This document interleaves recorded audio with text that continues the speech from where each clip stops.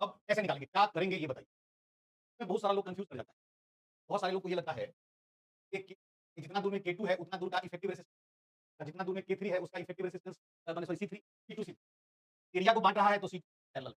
अब फिर इसका जो इक्विवेलेंट है वो इसके साथ जितना दूर में K1 है, हम कैपेसिटेंस C1 मान लेते हैं, C1 के साथ C ऐसा मन में आ रहा होगा आपको भी। C3 पैरेलल में और इस K1 का कॉरेस्पॉन्डिंग C1 ऐसा मन में आ रहा होगा। लेकिन ये बिल्कुल गलत है। ऐसा नहीं है। फिर ऐसा क्यों? ऐसा हुआ क्या?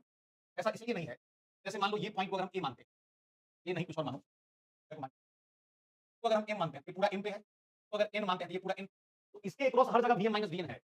लेकिन मान लीजिए इस पॉइंट को अगर हम P मान लिए, पॉइंट को अगर हम R मान लिए, तो P का पोटेंशियल माइनस N का पोटेंशियल और R का पोटेंशियल माइनस N का पोटेंशियल ये बराबर होगा, तभी ना ये और ये पैरेलल में होगा। यानी हम जो कहना चाह रहे हैं वो समझिए।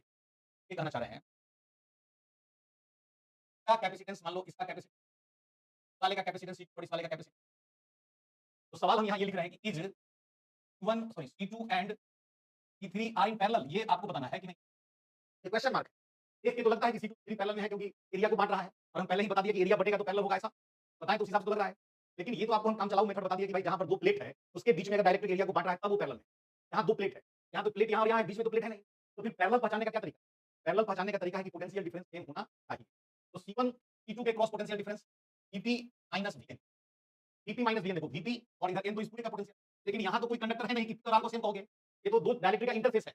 यहाँ का पोटेंशियल P और यहाँ का पोटेंशियल R अगर हम लिखे हैं, तो वो अलग-अलग भी हो सकता है, सेम भी हो सकता है, तो निकाल के देखना पड़ेगा। आप ये बताइए Vp माइनस Vn अगर यहाँ पर इलेक्ट्रिक फील्ड की बात करें, ये दूरी d/2 है। इलेक्ट्रिक फील्ड क्या होता है? सिग्मा बाय एप्सिलॉन नॉट होता है ना? तो ये होता है sigma by epsilon not.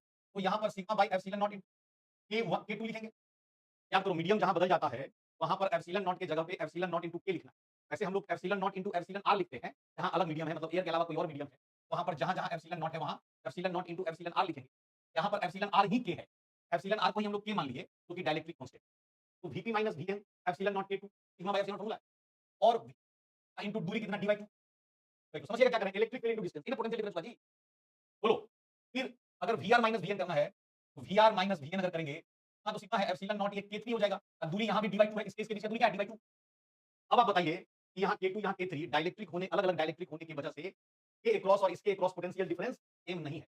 As potential difference across across C2 and C3 are not same तो C2 and C3 are not in parallel. ये पैरेलल में नहीं होगा।